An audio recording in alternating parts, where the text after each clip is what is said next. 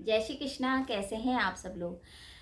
शुक्र राशि परिवर्तन कर रहे हैं। शुक्र अब वृष राशि से मिथुन राशि में आ रहे हैं, तो आखिर हमारी राशियों पे किस तरह से प्रभाव पड़ेगा उसके बारे में चर्चा करेंगे। देखिए, शुक्र हमारी सुंदरता का, हमारी लग्जरियस लाइफ का, हमारे सुख साधनों का, हमारी ब्यूटी, हमारे जितना भी फैशन जगत है, मीडिया है, उसका कारक होता है। और जब वो बुध की राशि यानी कि मिथुन राशि में आ रहे हैं, बुध क्या है, हमारे कम्युनिकेशन, बुद्ध हमारा बोलने का तरीका, हमारा प्रेजेंटेशन, हमारी बुद्धि, उसका कारक होता है। अब शुक्र का कॉम्बिनेशन जब बुद्ध से होगा तो ज़रूर हमारी राशि पे अच्छा ही प्रभाव पड़ेगा। अब स्टार्ट करने से पहले राशि जब भी मैं स्टार्ट करती हूँ तो हमेशा बताती हूँ कि ये जो राशियाँ हैं आप चंद्र राशि के अकॉर्डिंग देखिए, क्योंकि ग्रहों का जो गोचर होता है वो चंद्र राशि के अकॉर्डिंग होता है। तो चलिए जल्दी स्टार्ट करते हैं मेष से लेके मीन तक की राशियों के बारे में कि आखिर हमारी राशियों पे किस तरह से प्रभाव पड़ेगा कि बुध और शुक्र जब मिलेंगे तो क्या प्रभाव हमारे जीवन पे पड़ेगा, किसके लिए अच्छा रहेगा और क्या सावधानी बरतनी है। तो चलिए स्टार्ट करते हैं मेष राशि से। प्रथम राशि मेष राशि। देखिए, पहले समझते हैं कि शुक्र कहाँ के स्वामी हैं और कहाँ गोचर करेंगे। देखिए, शुक्र दूसरे और सातवें घर के मालिक होकर तीसरे घर में यानी पराक्रम भाव में गोचर करेंगे, क्योंकि मिथुन राशि तीसरे घर में आएगी तो तीसरे घर में गोचर करेंगे। अब क्या है, आपके पराक्रम में वृद्धि होगी, छोटे भाई बहनों से आपको बहुत ज़्यादा फायदा होगा, प्रेम विवाह के चांसेस बढ़ जाएंगे। अगर आप विवाह करना चाहते हैं और आपके प्रेम प्रसंग चल रहे हैं तो आपकी नौबत यहाँ तक आ जाएगी कि आपका विवाह संपन्न हो जाएगा। छोटी यात्राओं का योग बन रहा है। आपको विदेश से रिलेटेड जो काम है, जो आप सोच रहे हैं, जो काम आपके बिगड़े हुए हैं और जो सुख साधनों में बढ़ाना चाहते हैं, वो सब कार्य आपके संपन्न होंगे।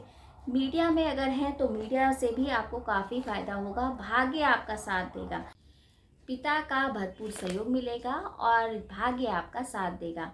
तो मेष राशि वालों को टेंशन लेने की ज़रूरत नहीं है, काफ़ी अच्छा टाइम जाएगा। अब आती वृषभ राशि। देखिए, वृषभ राशि में शुक्र कहाँ के स्वामी है। देखिए, शुक्र एक तो अपनी राशि यानी वृष राशि का स्वामी खुद में शुक्र होता है, तो प्रथम घर के और छठे घर के स्वामी होके शुक्र दूसरे घर में भ्रमण करेंगे। ये दूसरा घर यानी धन का भाव होता है, कुटुंब का होता है। तो आपके जो भी बिगड़े काम है वो बनने स्टार्ट हो जाएंगे। कुटुंब में एक हर्षोल्लास का एक मनोरंजन और मतलब काफ़ी अच्छा समय बिताएंगे आप। धन से रिलेटेड जो आपकी दिक्कतें हैं वो खत्म होंगी। मुकदमे में अगर आप फंसे हैं तो वो भी खत्म होंगे।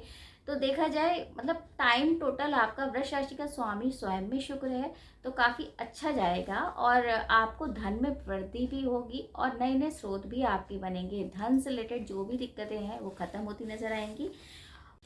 व्यवसाय में लाभ मिलेगा। अगर आप कला के क्षेत्र में कुछ काम करते हैं तो आपको बहुत ज़्यादा मुनाफा होगा। खास तौर पे जो होटल से रिलेटेड काम करते हैं यानी जिनका ढाबा है या होटल का चलाते हैं तो उनको ज़्यादा प्रॉफिट होगा। तो देखा जाए वृष राशि वाले का टाइम बहुत अच्छा है। अब आती है मिथुन राशि। देखिए, मिथुन राशि में शुक्र कहाँ के स्वामी है। देखिए, मिथुन राशि में शुक्र 12वें और पंचम स्थान के स्वामी है। और शुक्र कहाँ गोचर करेंगे, लग्न में, क्योंकि मिथुन राशि में ही गोचर कर रहे हैं। अब मिथुन राशि में जब गोचर करेंगे और लग्न में ही शुक्र है तो यानी कि आपके अंदर कॉन्फिडेंस की एकदम वृद्धि होगी।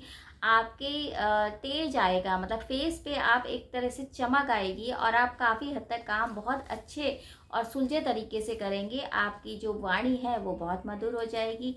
देखा जाए शुक्र आपको बहुत कुछ देगा, क्योंकि लग्न में है तो लग्न में शुक्र होने का मतलब है कि आपको अपने ब्यूटी से रिलेटेड आपको जो भी अगर आप चाहते हैं कि आपके चीज़ों में परिवर्तन हो या आप एक तरह से कॉन्फिडेंस तो वृद्धि होगी, अपने सुंदरता का भी आप विशेष ध्यान रखेंगे। तो यानी कि देखा जाए शुक्र आपके लिए बहुत कुछ लाया है, क्योंकि विदेश से रिलेटेड आपके काम बनेंगे, क्योंकि सप्तम दृष्टि से वो सातवें घर को देखेंगे। तो आपके पार्टनरशिप में भी काफ़ी मुनाफा होगा। मानसिक तौर पे आप बहुत प्रसन्न रहेंगे। तो देखा जाए मिथुन राशि का टाइम बहुत अच्छा जाएगा। अब आती कर्क राशि। अब कर्क राशि में शुक्र कहाँ के स्वामी हैं वो देखते हैं। कर्क राशि में शुक्र 11वें और चौथे घर के स्वामी होकर शुक्र जो करेंगे वो 12वें भाव में गोचर करेंगे। अब 12वां भाव यानी आपका काम विदेश से रिलेटेड काम जो है वो आपके बनेंगे, लेकिन खर्चा बहुत होगा। अब हो सकता है कि आप विदेश यात्रा करो, या हो सकता है कि आप कोई सुख साधनों में वृद्धि करने के लिए कुछ खर्चा करो, प्रॉपर्टी को लेके आप मतलब इन्वेस्ट करो, या हो सकता है माता संबंधित आपको थोड़ा सा मुनाफा हो जाए और उस पैसों का आप यूज़ करो बाहर जाने के लिए। तो आपके लिए भी टाइम अच्छा है, बस यही है कि फिजूल खर्ची ना करेंगे तो बहुत अच्छा रहेगा, क्योंकि टाइम अच्छा है। लेकिन शुक्र आपके 12वें स्थान में भ्रमण कर रहा है, तो कहीं ना कहीं सुख साधनों में अपने मनोरंजन स्थान में जाने के लिए पूरे पूरे आप फिजूल खर्ची भी कर सकते हैं, तो उसका ध्यान रखिए। अदरवाइज शुक्र आपके लिए भी अच्छा है, प्रॉपर्टी बना सकते हैं, पैतृक संपत्ति से आपको लाभ भी हो सकता है। अब आती है सिंह राशि। सिंह राशि में शुक्र कहाँ के स्वामी है? देखिए, शुक्र है कर्म स्थान यानी 10वें घर के, और पराक्रम यानी कि 30वें स्थान के स्वामी होकर शुक्र करेंगे 11वें भाव में भ्रमण। अब 11वां भाव हमारा धन भाव होता है, यानी कि हमें जो बहुत अच्छे से किसी चीज़ के हम वेट कर रहे थे, या हो सकता है कि कोई काम आपके अटके हुए थे, पैसों से रिलेटेड आपको जो दिक्कतें थी वो खत्म होती नजर आएंगी। धन संपदा में आपकी वृद्धि होगी, सुख साधनों में वृद्धि होगी। बस यही है, थोड़ा स्वास्थ्य का आपको ध्यान रखना पड़ेगा, लेकिन आप मेहनत के अकॉर्डिंग आपको रिजल्ट मिलेगा, क्योंकि कर्म भाव के स्वामी हैं, तो शुक्र के लिए आपको थोड़ी सी मेहनत करनी पड़ेगी। आपको मेहनत के अकॉर्डिंग मिलेगा, तो इसका मतलब ये है कि शुक्र के मंत्रों का जाप करिए, या एंड में मैं उपाय बताऊंगी वो आप करेंगे, क्योंकि शुक्र कहीं ना कहीं आपको बहुत कुछ देगा, लेकिन बशर्ते आप मेहनत करेंगे, उसके लिए डिवोटेड होंगे, तभी आपको कुछ मिलेगा। अदरवाइज देखा जाए धन में आपको वृद्धि होगी, प्रॉपर्टी का भी लाभ है, विदेश यात्रा से भी आपको बहुत मुनाफा होगा। अब आती कन्या राशि।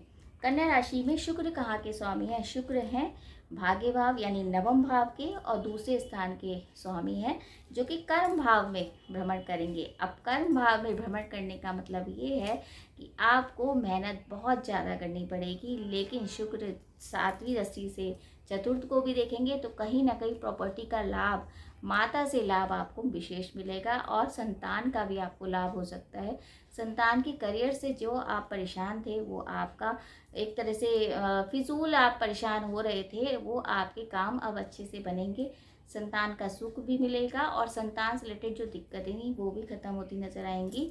बाकी ये है कि धन में आपकी वृद्धि होगी, आप धन जमा भी कर पाएंगे, तो वो सारी प्रॉब्लम समाप्त होती नजर आएंगी। प्रॉपर्टी बना सकते हैं, और नए प्रोजेक्ट पे आप काम भी कर सकते हैं। तो आपका वैसे भी देखा जाए तो कन्या राशि का स्वामी खुद में बुध है, तो आपको बहुत सपोर्ट मिलेगा, तो आपका टाइम भी अच्छा है। अब आती है तुला राशि। देखिए, तुला राशि का स्वामी खुद में शुक्र है, तो यानी लग्न के और अष्टम के स्वामी होकर शुक्र भाग्य भाव में यानी नवम भाव में भ्रमण करेंगे। अब नवम भाव यानी भाग्य में बढ़ोतरी, लग्न के स्वामी हैं, तो यानी कि आपके अंदर एक गजब का निखार आएगा, और आपके अंदर कॉन्फिडेंस की वृद्धि होगी।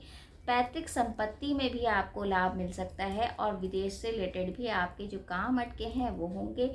मीडिया में अगर हैं तो आपको वहाँ पे बहुत लाभ हो सकता है। आप रिसर्च में हैं तो आपको बहुत अच्छे से लाभ हो सकता है, बशर्ते आपकी संगति अच्छी होनी चाहिए, अदरवाइज दिक्कत आ सकती है। लेकिन ये है कि अगर आप बैलेंस करेंगे, देखिए तुला राशि तो खुद में बैलेंसिंग राशि है, तो अगर बैलेंस करके चलेगी तो बहुत अच्छा रहेगा, और लाभ भी होगा, और आप धर्म में भी रुचि रहेंगे।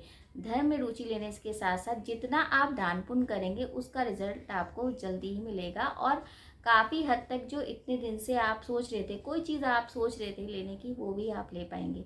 तो देखा जाए तुला राशि का टाइम बहुत अच्छा जाएगा। अब आती है वृश्चिक राशि। देखिए, वृश्चिक राशि में शुक्र कहाँ के स्वामी है? शुक्र वह भाव के यानी कि 12th हाउस के 12वें घर के स्वामी हैं, और सप्तम घर के स्वामी होकर शुक्र अष्टम भाव में भ्रमण करेंगे। तो यानी कि थोड़ा सा आपको ध्यान रखना है अपनी सेहत का। आपके वाद विवाद हो सकते हैं, क्योंकि अष्टम जो है वो थोड़ा सा छुपा हुआ है, यानी छुपे हुए शत्रु आप पे हावी हो सकते हैं, तो उसका आपको ध्यान रखना है। वाद विवाद की संभावना बढ़ सकती है, तो अपने दाम्पत्य जीवन को भी आपको काफ़ी हद तक मेंटेन करना है, और किसी भी तरीके के अगर विवाद में आप फंस सकते हैं तो उस चीज़ का आपको ध्यान रखना है।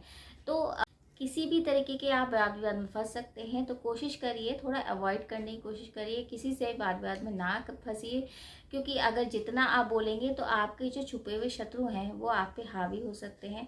दाम्पत्य जीवन में थोड़ी सी खटपट हो सकती है, उसका भी ध्यान रखना पड़ेगा, खर्चा भी अधिक होगा। खर्चा अधिक हो सकता है, लेकिन एक खुशी की बात ये है कि आपको जॉब में प्रमोशन मिलने के चांसेस हैं। तो मतलब थोड़ा-सा अगर आप ध्यान रखेंगे तो आपको जॉब में प्रमोशन तो मिलेगा ही, और आपके जो रुके हुए काम थे वो भी आपके संपन्न होंगे। बस आपको थोड़ा-सा अपना स्वास्थ्य का और किसी भी तरह के आर्गुमेंट में नहीं फँसना है, इस बात का ध्यान रखना है, अदरवाइज़ टाइम ठीक है। अब आती है धनु राशि। देखिए धनु राशि में शुक्र कहाँ के स्वामी है? शुक्र 11वें और छठे के स्वामी होकर 7वें घर में भ्रमण करेंगे, यानी 7वां घर है आपके दाम्पत्य पार्टनरशिप का। तो वाद विवाद होने की संभावना है।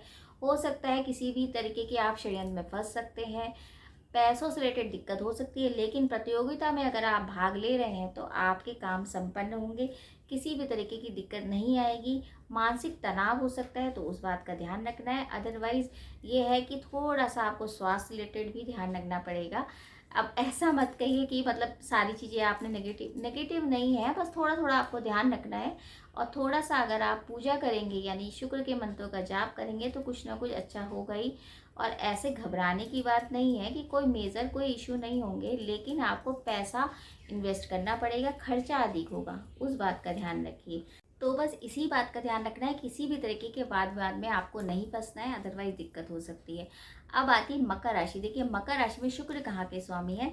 शुक्र है कर्म भाव यानी 10वें घर के स्वामी हैं, और पंचम घर के स्वामी होकर छठे भाव में भ्रमण करेंगे। तो अगेन छठा घर हमारा रोग का, ऋण का, शत्रु का होता है, तो उन चीज़ों से सावधान, यानी कि आपको शत्रुओं से थोड़ी कष्ट हो सकते हैं, मानसिक तनाव हो सकता है, और आपके ऊपर मतलब बीमारी में भी आपका खर्चा हो सकता है, तो उस बात का आपको ध्यान रखना पड़ेगा।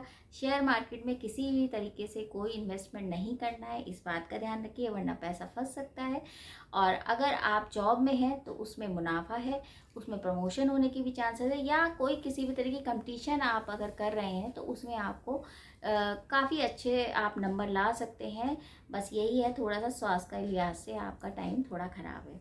अब आती है कुंभ राशि। देखिए कुंभ राशि में शुक्र कहाँ के स्वामी हैं? शुक्र हैं चतुर्थ घर के और भाग्य भाव के स्वामी होकर संतान घर यानी पंचम घर में भ्रमण करेंगे। अब पंचम घर होता है हमारे एजुकेशन, संतान से रिलेटेड, तो संतान का लाभ होगा। और अगर आप प्रेम विवाह करना चाहते हैं तो आपके पूरे पूरे चांसेस हैं, प्रेम प्रसंग हो सकते हैं, लेकिन बस थोड़ा सा वाद विवाद का आपको सामना करना पड़ सकता है। अगर आप विदेश रिलेटेड अगर आप काम कर रहे हैं या प्रतियोगिता है, कुछ ऐसे कंपटीशन आप क्लियर करना चाहते हैं, तो वो भी काम होंगे। शुक्र आपको काफ़ी हद तक रिलीफ देगा, और आपके बने हुए जो जो बिगड़े हुए काम है वो आपके बनेंगे। तो देखा जाए कुंभ राशि का टाइम अच्छा है। अब राशि मीन राशि। देखिए मीन राशि में शुक्र कहाँ के स्वामी है? शुक्र है तीसरे घर के स्वामी और अष्टम घर के स्वामी होकर चतुर्थ भाव में यानी कि माता के सुख भाव में भ्रमण करेंगे। अब जब शुक्र चौथे भाव में भ्रमण करेंगे तो अचानक से आपके साथ चीज़ें होंगी, जैसे कि अचानक से जॉब भी चेंज हो सकती है, अचानक से इंक्रीमेंट भी हो सकता है, प्रमोशन के चांसेस भी हैं, माता से लाभ भी है, लेकिन आपको वाणी पे संयम बरतना पड़ेगा तो ही से, क्योंकि अष्टम का लेशन हो गया तो कहीं ना कहीं छुपी हुई कोई बीमारी या कोई छुपा हुआ शत्रु आपके सामने आ सकता है, उस बात का ध्यान रखना है। वरना देखा जाए तो आपका खर्चा बहुत होगा, आप सुख साधनों में आप काफ़ी इन्वेस्टमेंट करेंगे, और मतलब हो सकता है कोई नया वाहन या नई प्रॉपर्टी पे भी आप ध्यान देंगे और शायद वो आप खरीद भी लें, लेकिन बस यही है, थोड़ा स्वास्थ्य के लिहाज से आपका टाइम खराब है तो उसका ध्यान रखेंगे।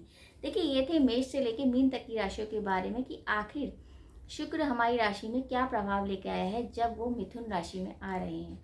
अब ये केवल एक ही, मैं हर वीडियो में बताती हूँ, एक ही प्लैनेट पे या एक ही राशि पे, इस पे नहीं हमको डिपेंड होना है, क्योंकि सबके ग्रह अलग हैं, सबकी राशियाँ अलग हैं, और सबके हॉरोस्कोप, सबके मतलब लग्न अलग है। तो एक तरह से हम एक ही चीज़ पे नहीं डिपेंड होते हैं, क्योंकि दशा, ग्रह स्थिति और ये सब चीज़ देखनी पड़ती है। तो अगर आपको किसी भी तरीके का आपको ये पूछना है कि कोई स्पेसिफिक क्वेश्चन है, स्पेसिफिक या किसी भी तरीके का स्पेशल कोई आपको महत्वपूर्ण डिसीजन लेना है, तो आप कमेंट्स बॉक्स में मैसेज भी कर सकते हैं। अदरवाइज़ यही है कि ये जो प्रिडिक्शन है ये ग्रहों के अकॉर्डिंग है, यानी गोचर के अकॉर्डिंग है, तो इसमें काफ़ी हद तक एक जनरल प्रिडिक्शन है, काफ़ी हद तक ठीक होती है। बाकी यही है कि आप उपाय करिए। अब उपाय क्या करें? शुक्र से रिलेटेड आपको उपाय करने हैं, जैसे कि शुक्र में महालक्ष्मी के आप मंत्रों का जाप कर सकते हैं। शुक्र से रिलेटेड आप सफ़ेद चीज़ों का दान कर सकते हैं। छोटी कन्याओं को खीर खिला सकते हैं। सफ़ेद चीज़ें आप किसी वृद्ध आश्रम में दान कर सकते हैं। चावल, आटा, दही कुछ भी आप दे सकते हैं। सावन भी आ रहा है तो आप अगर शिव जी की पूजा करेंगे तो भी अच्छा रहेगा, और महालक्ष्मी की भी पूजा करेंगे तो आपके लिए बहुत ज़्यादा लाभप्रद रहेगा। तो उम्मीद यही करी जाएगी, शुक्र आपके वैभव और मान सम्मान में वृद्धि करे। शुक्र का राशि परिवर्तन आपके लिए बहुत कुछ लेके आए, उम्मीद यही करी जाएगी। और अगर आपको वीडियो अच्छा लगे तो आप शेयर भी कीजिए। जय श्री कृष्ण।